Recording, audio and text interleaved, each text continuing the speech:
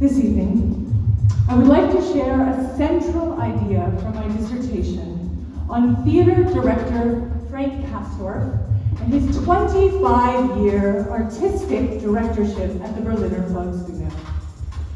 Against the backdrop of the Russian invasion of Ukraine, Castorf's tenure seems to me to be more relevant than ever. As a student encountering this theater for the first time in 2005, the Volksbühne immediately struck me as the apex of what German theater could do. An anarchic and free third space to explore the most urgent and even dangerous ideas of the times, challenging the neoliberalizing tide underway after the collapse of socialism. In the 90s especially, Castorf's Volksbühne served as the definitive cultural venue for exploring the discontents of German unification and for embodying a utopian idea of what the GDR might have been.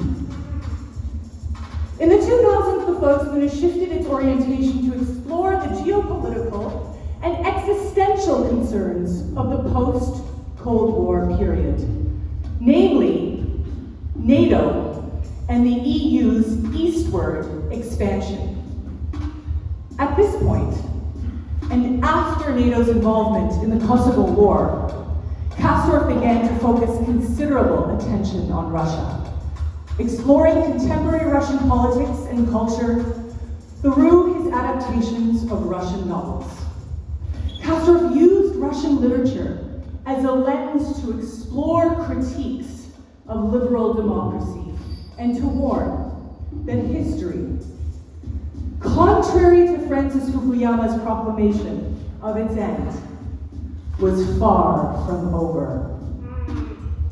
Rather, Castorf's Russian focus warned that history was returning with a vengeance through a new and dangerous set of geopolitical coordinates that would bring about figures such as Vladimir Putin and later Donald Trump.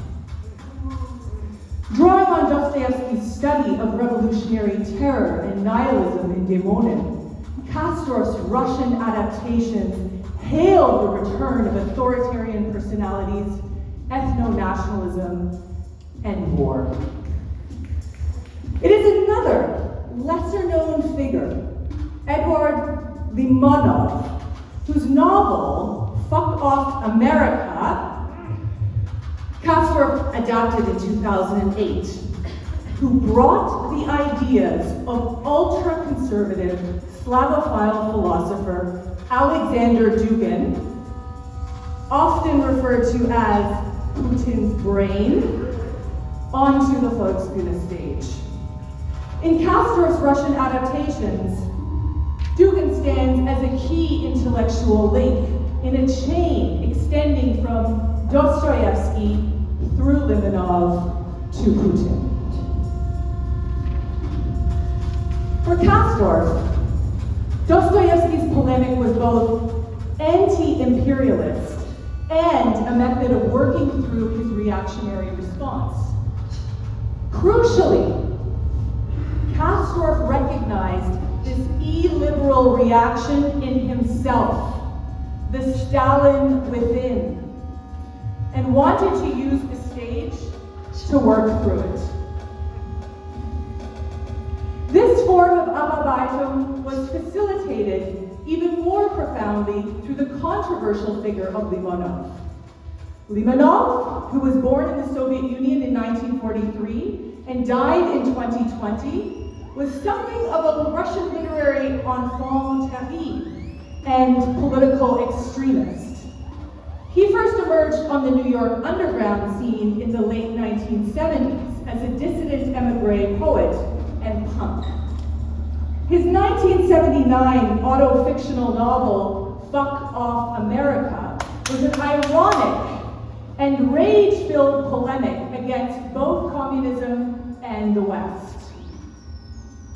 When in interested Castorf most about Limonov was his migration into direct action politics.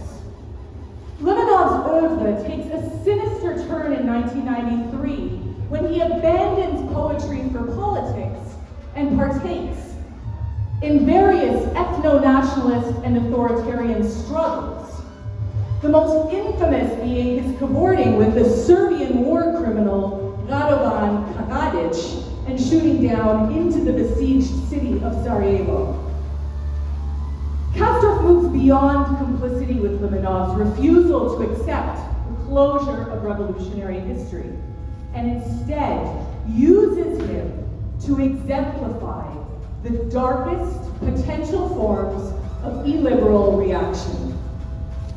Castorf makes patently clear how Limonov's revolutionary nihilism can be absorbed into Dugin's ultra-nationalist project.